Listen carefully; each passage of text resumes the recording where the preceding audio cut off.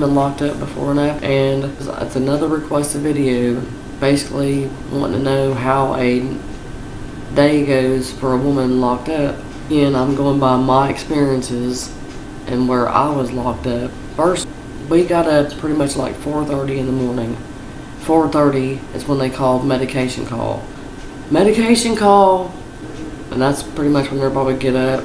And when they call medication, it's always their normal, like psych meds, which is pretty much like Paxil, Buspar, and a lot of people are on that type of medication. It'd be that, blood pressure medicine, diabetic medicine. That's what happens in the morning. They turn the lights on. That's Monday through Friday.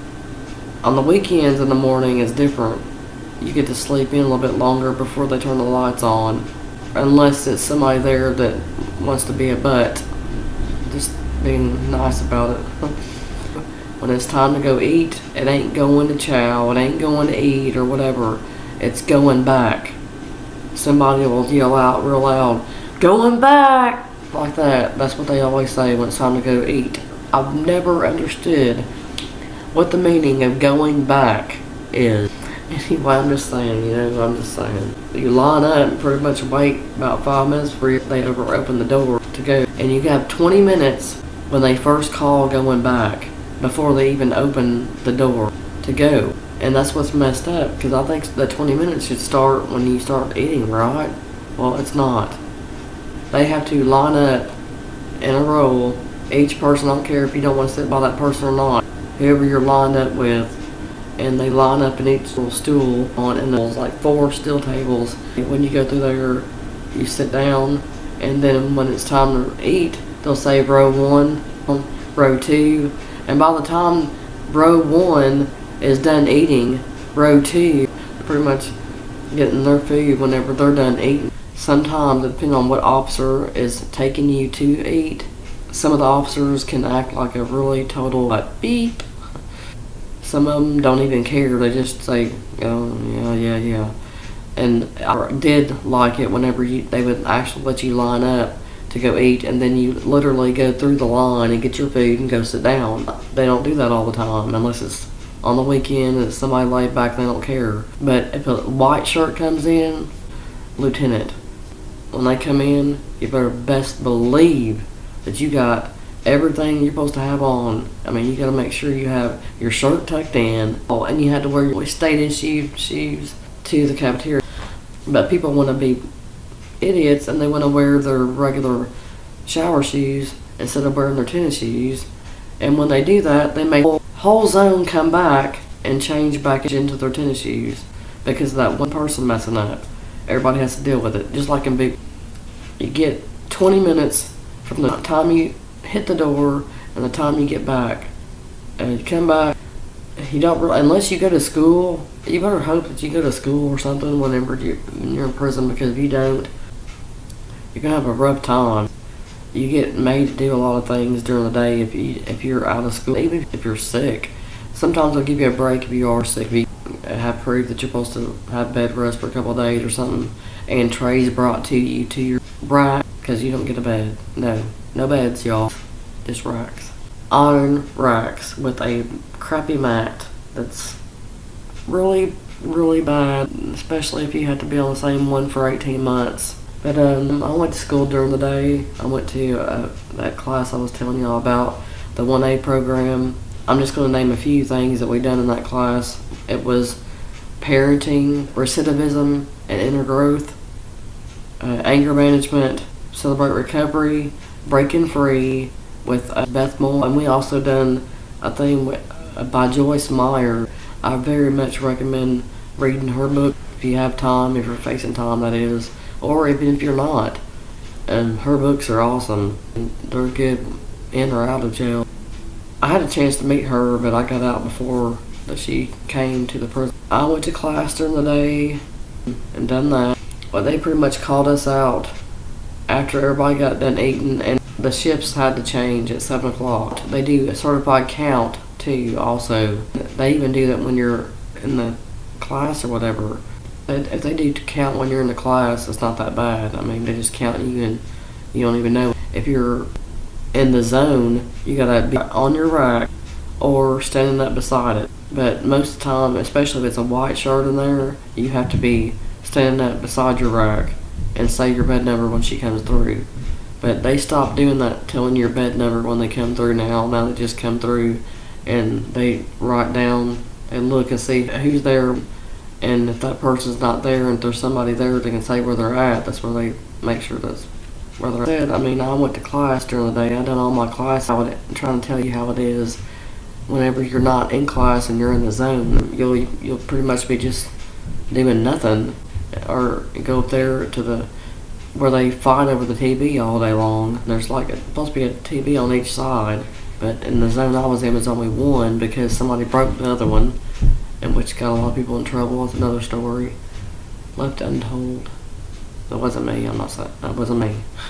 Yeah, there's a lot of things that go on. Laundry. Laundry happens during the day while we're gone, and that's one thing that's bad about it, because I hated not being there when they passed out laundry because we would lose our clothes. Some people didn't send their clothes out to laundry. They done them themselves in the shower. You're not supposed to do that. Or most people wash their t-shirts out, underwear out. Now, underwear I understand. Now, I done my sheet a couple times because, I mean, I didn't like sending mine out because it looks like they come back like they washed them with a mop bucket water or something. I was in the class, like I said, we waited to count clear and then we went to class. Most time we walked to class, which was, if it wasn't a mile, it was close to a mile. We walked every morning, and if it was really, really hot in the afternoons, we still had to walk sometimes unless there was a driver available. The person that was over our class, I can't think of her name right now. She was an officer. At first she was kind of angry with me about different things, and they was actually proud the way I kind of stood my ground after all the things I went through when I was in there. They seen my progression throughout the time that I was there and told me how proud they was, how I went from really so depressed to where I wanted to not even be on this earth anymore to having hope and everything. And that was from that class alone, the 1A program. They would actually call me in the office and tell me how they was proud of me and everything, on how I progressed and everything while I was in that class. But anyway, when we left there, it's pretty much going right back to hell, because when you're gone all day, you don't even feel like you're even in prison when you're over there in that class. That's what was so awesome about it, because you felt so much different over there. And then when you get out and go back to the zone, it's like, oh no, we're back in hell again. That's all we pretty much did. When we got back, especially in the summertime, we usually, people who go to class or work, are supposed to get their ice before anybody does because they work and go to school. Well, when we get back, people be fighting over that ice because we got a cooler. I mean, I'm talking about a basic cooler in the zone, but for 116 women. That's how everybody fought over ice in the summertime. Even in the wintertime, there's heat, but there's no air. So in the summertime, if you don't have a fan or somebody helping you with a fan, it is so hot in there. You literally feel like you want to, put it this way, the people had asthma that was literally having to cry and beg up there at the tower window, banging on the windows, asking if they could please get some fresh air because they couldn't breathe. It was so hot in there. It was really bad. Anyway, after you come in, pretty much you want to get a shower, but I waited until after the last time of the day we ate.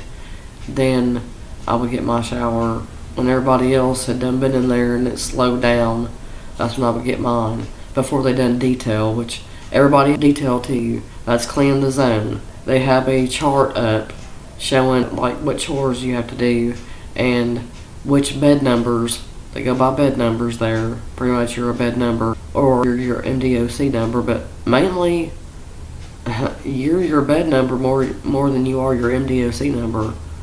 It went by bed numbers certain days, which ours was on Thursday. We kept our area where I was sleeping at clean. Sweep under our beds and get the dust bunnies and all that stuff out. There's always dust bunnies constantly, and hair. Oh my gosh, there's always hair everywhere. That's pretty much almost all the day already, and then you got your little bit of time right there to read and stuff before the lights go out at nighttime, because the next certified count, and I was usually pretty much either asleep at that time, or I'd be into one of my books or something like that, or drawing. If you stay busy and go to school and class, your time will go by so much faster. At one time I begged to do my time in the county jail, but I hate to say it, I don't like prison at all. No way, I do not. But your time does go faster when you're there than it does in the jail. Because in jail you're confined to a way smaller room, and there you can move around a little bit more than you can in jail, you know. That's just a normal day though. I mean, I could go on and on about stuff that happens during that, especially on the weekend, because weekends are kind of interesting. So, with that note, that's all we've pretty much done on a normal day. And thank y'all for subscribing, and please tell your friends if there's anybody else out there that you know that would get anything out of these videos. As usual, keep commenting what you want me to talk about, or if there's anything that you thought I left out, just let me know. Other than that, please like, share, and subscribe. And peace and love y'all.